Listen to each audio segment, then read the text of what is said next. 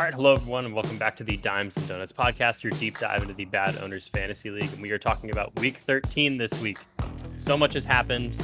We have 6 official playoff teams set. We're going to go through our newest format for power rankings. We're not just going to say them. We're going to show them to you. That way we can share it. You guys have an easier way of telling us where we were wrong and hopefully where we were right. Yeah, I'm really excited for everyone to see this. I feel like throughout this season, our format's changed over and over, but we're just getting better and better each time. And since, it's the first season, it's a test season, get more comfy with everything, and it's great. I'm excited for this. Yeah, for those of you that tune in every week and have seen us grow, as podcast hosts and the format grow as well, we appreciate your patience with us because obviously it's the first time we've done it as well. But yeah, we look forward to going through the rest of this season, crowning a champion. That's going to be awesome. Look forward to our playoff team interviews. And then in the off season, we'll have draft updates and things like that from, our lower teams as well. So definitely stay tuned. A lot of content coming soon. Very neat. Well, with all that, let's just go ahead and hop on into the fun stuff. All right, so for week 13, the best manager is the Dallas Clovers with 91.9% efficiency. Good God. I mean, at a certain insane point, right? Like, since this is an efficiency rating, it must get easier and easier for the Dallas Clovers because they're running out of startable players anyways, right? They traded everyone away. That's one way to look at it, yeah. I think that it does probably get easier to set a lineup of good players when you have less of them, but to that effect, this is the first time they've been on best manager, and being best manager is a good thing. Even if you are trying to tank, you're not going for points, not going for wins. At this point, the Dallas Clovers #1 overall pick and seed in the draft is untouchable. So I think at this point they're just flexing. Trying to figure out what pieces, like they're a normal NFL team. You got to find out once your team is out. Start playing the backup QB, start playing backups, call up to your practice squad, find out who's going to be on your roster next year and who's expendable for the rookies coming in. Right. So I think that, this is awesome for them. I think that, this is exactly what I'd be doing if I was in their position. No, yeah, 100%. So great job to the Dallas Clovers, 91.9% efficiency. I mean, that's good stuff. Now, not so good stuff. Worst manager with 71% efficiency goes to the TD11 Tudgays, which is, all right, get out of your system. We talked about them a little bit last week. They obviously clinched last week. Yep. I guess they got a little lazy and only got 71% efficiency. Get out of your system now because you don't want that in the not next week, but the week after, week 15, the first round of playoffs. Yeah, if you were ever going to have 71% efficiency in a week, it was this week. He still got a double win because his opponent only scored 207 points. And because he scored 265, he actually beat the median, which will not cut it most weeks. So super, super lucky, especially because they are trying to, go for those top 2 seeds to get a bye. They're still very much in play for that now because of this week. But like you said, I think you summed it up really well. You just get it out of your system, right? Like, make sure you're setting your lineups better. Make sure that, you're looking at individual team matchups. And yeah, just really, really focus in on the playoffs coming forward. Yeah, 100%. The highest points in loss, not a good place to be. It's yourself, the Castle Rock Rockers, with a loss at 300.44 points. That hurts. It hurts, but it happens. Well, trust me, it happens. It's like the 3rd time this season I think I've lost with more than 300 points. Yeah, just because you score a lot, it's not like real football. You don't really play defense. So if you've got somebody on the other team that scored a lot, again, the last 2 teams that I played were the Atlanta Cicadas and the Trash Fires. Both had really, really good weeks, which, they're going to do. But it does worry me because it's like, your team can score 300 points. But if this was week 15, I'd already be out. Right. And that's sort of why at a certain point in fantasy, it's just about getting to the playoffs. And then it's just, let's see what happens. Because any playoff team, and of course we can talk about that later on too, doesn't matter how good you're doing. It's just week to week. Sometimes you get unlucky. And that right. sucks. You have to look at have to look at other variables in fantasy because, again, you aren't playing defense. Somebody else could go off. You just have to make sure that everything in your room is tight. You want to make sure that you have depth. That's something you can control. You want to make sure that you have high talent. That's something you can control. And a lot of these teams that are, vying for playoff positions in real life, those teams are going to be playing harder. They have something to fight for as well. So making sure that you're setting the right people at the right time, that's what you can control. Right. Fantasy is, at the end of the day, a fantasy, Exactly. It is a lot of luck, but, there's a reason that after, gosh, I don't know how many games, it's almost going to be like 30 games that, the BAAD owners teams play. You really do separate the wheat from the chaff regardless, because there are better teams and there are worse teams. It's not completely luck. So, yeah, you got to focus on that. But, yeah, that being said, highest points and loss 2 weeks in a row is really tough. Speaking of 2 weeks in a row in the highest points and loss, lowest points and win, also second week in a row, no Robins taking over this team that's kind of had some ownership, issues throughout the season, getting 2 back-to-back head-to-head matchup wins, both as the lowest points in win. So, whatever. It doesn't matter how you do it as long as it gets done. 265 points. Good job, no Robins. Yeah, I think we'll talk about the no Robins and the Dallas Clovers being almost eternally linked after this season, because both of them have high draft capital. They have high pick numbers, and somebody's going to hit and somebody's going to miss. This is not going to be even. And if you ask me where I'd much rather be in the no Robin shoes, just because of the talent that they have been able to keep. And even in some of their trades, they're not just trading for picks, they're trading for players. I can attest to that. I traded them a lot of good players this season that are great depth pieces. And just like the Clovers, they're still filling their roster out, more so than the Clovers, really, because they just took this team over. So they've got to play a bunch of players, figure out what works. So 265, it probably is a lot of learning your team. But still win. 100%. Still wins. It's still a win. Moving on to the biggest blowout, TD11 Tudgaze. I'm confused. Didn't you say that earlier? We just looked in. We saw the lowest efficiency, worst manager, still blew out their opponent 58.02 points. Who cares if you're the worst manager when you're still winning that badly? That's tough. As the owner of the biggest blowout category, right? I spit at this. I spit at this number. Not a fan. When you're playing a team that's scoring 207 points, doesn't matter what you score, right? Sure. I mean, you're probably going to get biggest blowout. So again, two cards here this week for the TD11 Tudgaze. Both not that great, but they're up here. You got to win. You got double win. So. And in a much more exciting award, narrow victory, Dallas Clovers. We love this. 1.48 points. Not the closest margin of the year, but still a very tight race. Dallas Clovers eking out 1.48 points. Yeah, Dallas Clovers are the giant killers this year. They have been, the right? The 3 wins that they have are Irving Indica, myself, and now CD's Nuts, which is probably the smallest giant. But CD's Nuts, I'm sad for them because I think it's really tough to be right on that bubble. But they have a lot of talent. I think that they're going to bounce back, and for the Dallas Clovers to take another win off another good team is kind of crazy. 100%. Now, let's just go ahead and take a look at those head-to-head matchups. We've been kind of alluding to them the whole time. Here we have it. We talked about it extensively last week. A bunch of different playoff implications were going to be happening this week. There were a lot of, Cinderella stories, a lot of hope, a lot of fear from certain teams.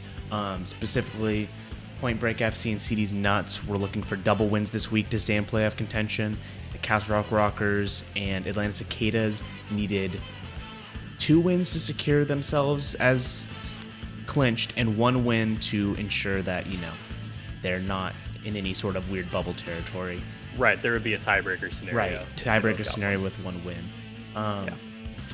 But as we can clearly see, CD's Nuts and Point Break FC failed to get double wins this week, and so they are officially out of playoff contention. Yeah, last week I gave it a milk chance. I said there was a 2% chance that either of them got in, and that was because they would have to win out. And either myself or the Atlanta Cicadas were going to have to lose out. Right. So, yeah, that was a bit of a pipe dream. It was still interesting to talk about.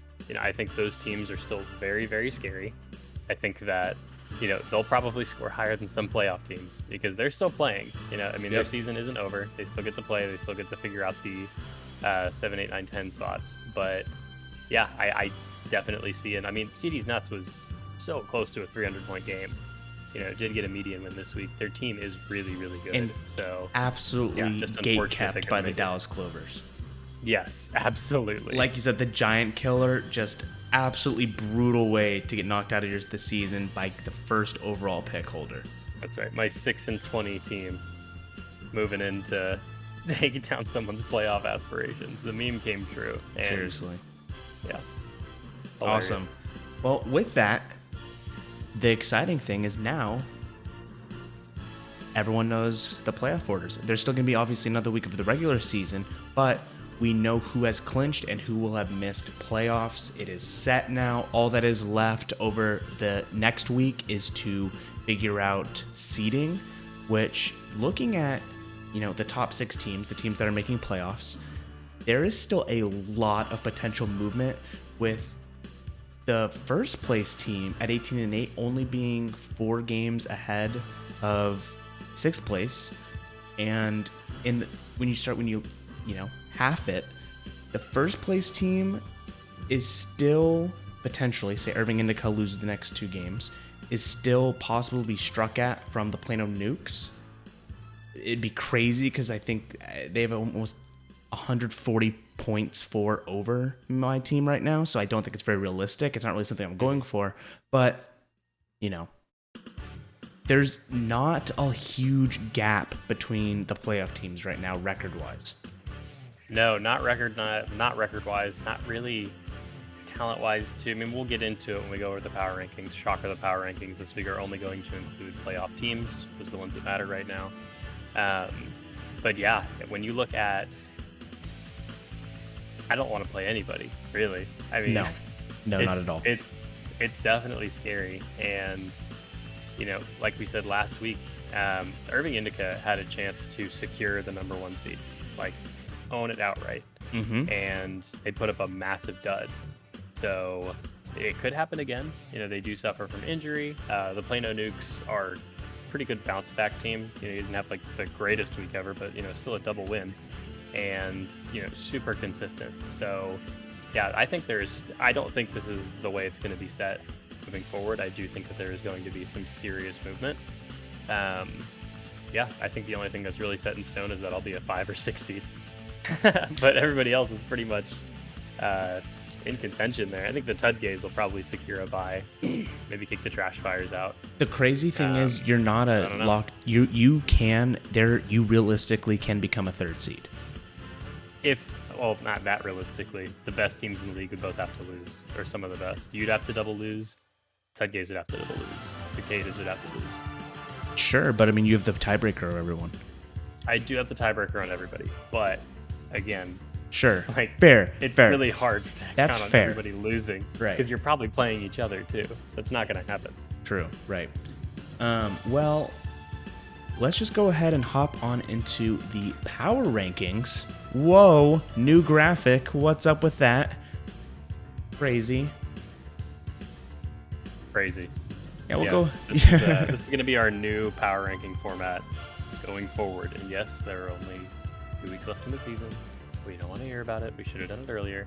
But next season, Bad Owners 2023, we will have plenty of fun graphics, plenty of fun segments lined up for you guys. Exactly. This season was just a practice run for the real season, 2023. Unless I win this season. If I win the season was perfectly legitimate, and everyone has to give it the credit it's due. Yeah, if not, whoever wins the season, it's a farce. Yeah, everybody knows who won the first Super Bowl.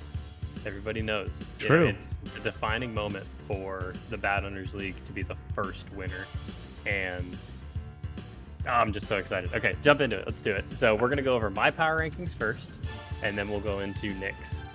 All right, well, let's just take a look at it.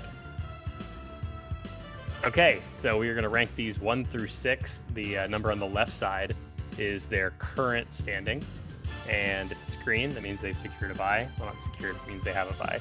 So at 6, I have the Trash Fires, and it's because the name fits, right? There are so many problems that I see with this team that they have honestly overcome. But, when you go through a very long, hard season, people talk about it all the time in the NFL, right? Like it's a war of attrition. The last person to make it out, they're going through a lot of luck too. You don't want to get injuries, you don't want to get, drama, you don't want to get any craziness. And the Trash Fires are 1 or 2 key injuries away from being worse than some of the worst teams in the league. Mm-hmm. So I'm going to keep the Trash Fires at 6, regardless of their bye standing right now. Okay. Next, I've got the Atlanta Cicadas at 5th. Ooh, okay. I put Super Bowl or bust here, not because they traded away any assets, right? Like they do have like good building for next year, but because of expectations. When you go into a season and you are unequivocally, without a doubt, the best team, everybody crowns you before the season even begins. You have expectations going in. You had a huge trade on draft day that got you mega depth. And I have not seen, crazy results out of that. And that's coming from the person that you just beat by scoring 330 points against. You're a good team. I really think you're a good team. But I think of the Cicadas, I think of, which Atlanta Cicadas am I going to get today? And more often than not, I see bust, and I often see Super Bowl candidate. I've had you ranked really, really high, consistently throughout the season. And yeah, right now they're only the 5th seed, and I think that's honestly a fair ranking. And I think it's really just talent pulling it up. If I had to give out a worst GM award so far, or worst coach, not worst GM, worst coach award, I think it might be the Atlanta Cicadas. Yeah, and honestly, kind of leading into that narrative, their team is relatively old. Like, it's not a lot of young talent like some of these teams that are in the playoffs are, so I totally see where you're coming from with that. Yeah, think about the Tom Brady pick. At the time, even I saw the benefit. I was like, oh, well, if he's going for this season, which he keeps saying he is, we're all saying that he's going to win, it makes a lot of sense. So if it doesn't pan out, that's another high pick they lose out on. Think about some of their other high picks like Alvin Kamara. I didn't think he was going to do anything this year. He's been a very serviceable running back, but how long is that going to stay? There are plenty of teams with age issues and everything that we can get into in the offseason. I'm not going to harp on it too much here. But yeah, Super Bowl or bust is not necessarily talking about their draft capital or what they've given up this season. More that with great expectations, comes great expectations. There you go. They want to see great results. Awesome. All right, I've got the Plano Nukes here. So I put nuclear potential down for the Plano Nukes. Mm-hmm. Now, not, again, necessarily because of, your super high ceiling, because I don't think you have, that high a ceiling, but the nuke, it's not the bomb that kills you, it's the radiation, What if you're standing under the explosion?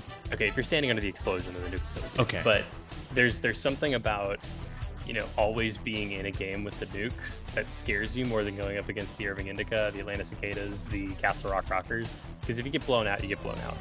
But if you play a game against your team, the Plano Nukes, you always feel like you're going to lose because they'll score 5 more points than you. And they're always consistent. So I'm going to keep the Plano Nukes at 4 because I think you do have talent. You have a very talented roster. I think you made a lot of really good moves this season that I totally respect from a GM standpoint. But I don't think you're as good as the next 3 teams. Okay. All right. The Irving Indica. Wow. All right. Yeah, this is tough. So I think they are the best team in the league when healthy.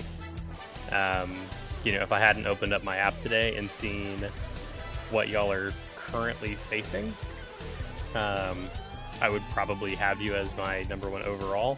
Again, the playoffs are a war of attrition. It is really, really tough to get through if you lose some players. And, you said it best in week 2 or 3, you live and die by Lamar sometimes. And you're the most, one of the most boomer bust teams.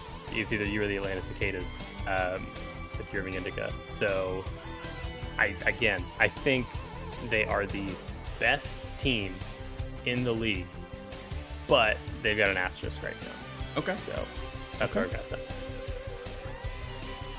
All right, the TD Love and Tud Gaze, Miami Vice. Now, I'm not sure if anybody out there has seen Miami Vice, but it's an old show. And it's referring to the fact that, one, they're very Miami dependent right now. I think that, Tua, dark horse MVP candidate, maybe not as much anymore. He's been incredible on his good days.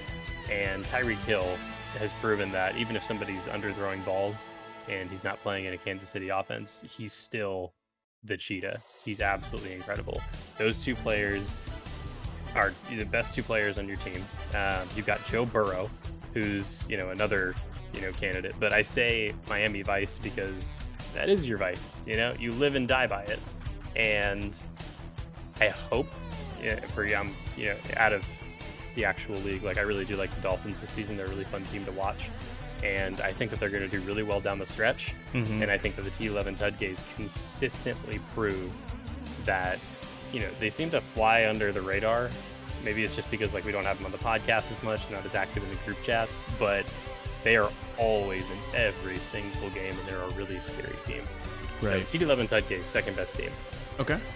Which, there's only one team left, and I have never ranked myself higher than 3 this entire season. But because my team made a lot of moves, the only draft capital we have left are the 5th and 6th spot. The 2 key moves that we made are now 2 of the highest scoring players in the league. We are consistently projected 330 points every single week.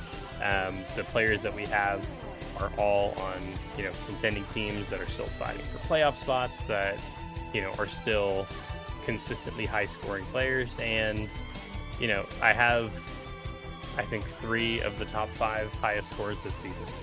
So I really do think that I have the highest ceiling. Mm-hmm. But out of everybody on this list, I'm the only person that has lost 6 games in a row. It is possible. Now, those were during crazy bye weeks, which is really telling because that's essentially an injury. So if I do lose a few key players, especially my defensive line of Micah, Nick Bosa, and Max Crosby, those guys, that is the boom or bust position. It just is. You can have somebody score 6 points and you're like, well, okay. You can have somebody score 30 points and you're like, okay, awesome. And if all 3 of them do it at the same time, which has happened, a few times this season, it's game over. If one of them does it, great. If both of or 2 of them do them, great. And my offense has only gotten better with additions like Amari Cooper and Austin Eckler. Oh, and we just got our quarterback back, Deshaun Watson. There you go. Yeah, really, really high ceiling, and we're only the 6th seed right now. So that's a little scary because we'll be playing some of the best teams that finish ranking-wise. But like we said earlier, I think all the teams here are great. So I don't know if seeding really matters that much unless you're in the 1st or 2nd spot. I honestly kind of agree with that. That at this point, I don't want to face anyone. So I'm not too concerned about seeding unless you're getting that bye week. All right, so awesome. There we have it for yours. Let's go ahead and hop into mine. I actually have the Atlanta Cicadas at the very bottom. I think that they have extremely high levels of fantasy talent on their team right now. But they've been getting very poor results and have been very inconsistent. And I think that and again, this week, they were the highest scoring team, right? Which is what I expect from them every single week. But they just have not been winning games. And I think that there's been a lot of weeks in which they'll lose the head-to-head and win the median because they are a high-scoring team-ish. But, at a certain point, that doesn't get you very far in the playoffs. Playoffs are all about consistently putting up good results, and I have not been seeing that from the Atlanta Cicadas, and so that's why I actually put them at the number 6. Yeah, I had them at 5, so couldn't agree more. So that makes sense. Right. And then I actually myself at the number 5 position. Because I think my team will struggle in the playoffs due to the very mid ceiling that it has. It like you kind of said, my team consistently wins by 5 points, 10 points. That makes me a little nervous for when playoffs come and I'm playing these teams that have huge boom potential weeks. It's totally fine during the regular season when I can pretty consistently get double wins once, the beginning of the season was terrible. I think I started 0-6. I've only lost 4 games since the first 3 weeks. But a lot of these teams are huge boom potential teams that can dump 350 points on you out of nowhere, right? I mean, you're the median king, though. Median king, yeah, agreed. Yeah. But I think that if you go up against these teams that can put up 350 points, my team does not do that, and it'll get it dumpstered and knocked out of the playoffs like nothing. Mm-hmm. So that's why I'm at 5th seed. 4th seed, I have the Trash Fires. I think that they're just currently struggling with depth. And when it comes, really, it's not so much bye weeks, obviously, because during the playoffs, there's no more bye weeks. But the concern is that, injuries, right? It's the end of the season. Players have been playing all season.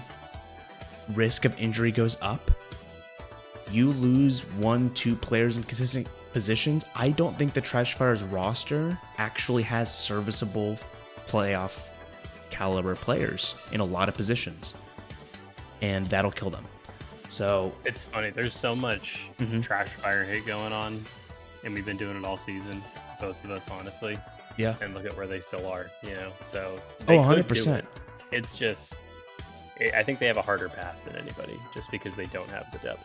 I do think that the one thing to remember for fantasy football that differs a little bit from, real life is that power rankings matter so much less. It doesn't translate to wins as consistently as it does in the NFL. If you put the Bills versus the Jaguars, right? Or versus the Lions, or if you put the Chiefs versus some of the, the 31, 32 teams, they win 9 times out of 10. That's because those teams can affect each other's play. Exactly. Exactly. Right? And in fantasy, there's so many other factors that are going on, and you can't, match things up. You can't coach. There's so much less control, and there's so much more variable, ness to the whole game that I think that it makes it very difficult to translate power rankings into actual rankings. And I think the Trash Fires have been doing a fantastic job this season, but I don't think that their roster actually reflects their current standings. Well, sure, and that's what they say in the NFL, right? Is any given Sunday, it's even more so in the BAAD Owners Fantasy League. Yeah, sure. I mean, honestly, yeah. And look at the Giants, for example. I don't think a lot of people are putting the Giants very high in power rankings, but they're doing well. They got a good record. Yeah, right. Totally. So it's not, this isn't like the Trash Fires, there's no way they're going to win. They have just as much, I think any one of these 6 teams has the potential to win. As soon as you make the playoffs, any one of those teams can win that league that season. But for right now, I'm putting the Trash Fires at number 4 because I do think that injuries will hurt them more than any other one of these 6 teams. Totally agree. Now, at the 3rd slot, I have the Irving Indica. Now, you put them. You put them at number 3 too. I think. Sorry, I got them. I didn't know if you were going to align on this. They're such a studs and duds roster. They have some amazing players. They have Justin Jefferson, for example. They have Ramondre Stevenson, who's having a fantastic fantasy season. But then Lamar Jackson. But he's out now. He's out. He's not going to help him anymore. And I think that his roster, like the Irving Indica's roster at this point, has sort of devolved to a situation in which you have very star-studded fantasy players. You also have players that no one wants to be starting. And I think that is going to hurt their overall ceiling that I think Irving Indica's kind of been riding this season. We kind of talked about this being very boom, and then they win and get double wins, but then sometimes they have terrible weeks where they get 240 points, 260 points.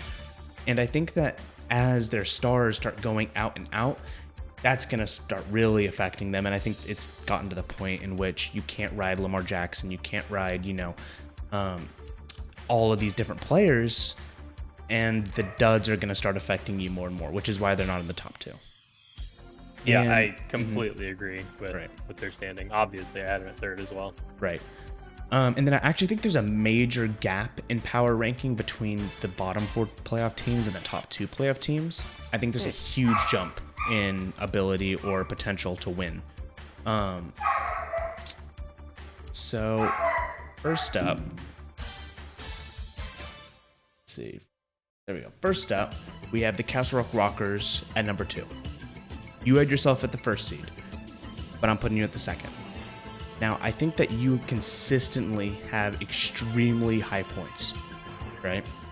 You're the highest, you were the holder of the highest scoring team of the season, the highest, biggest 400 blowout. club, baby. But I do think that it's primarily defensive based. And yes. I think that the problem, and it's not a bad thing, because I think that defense is a good place to focus on, right?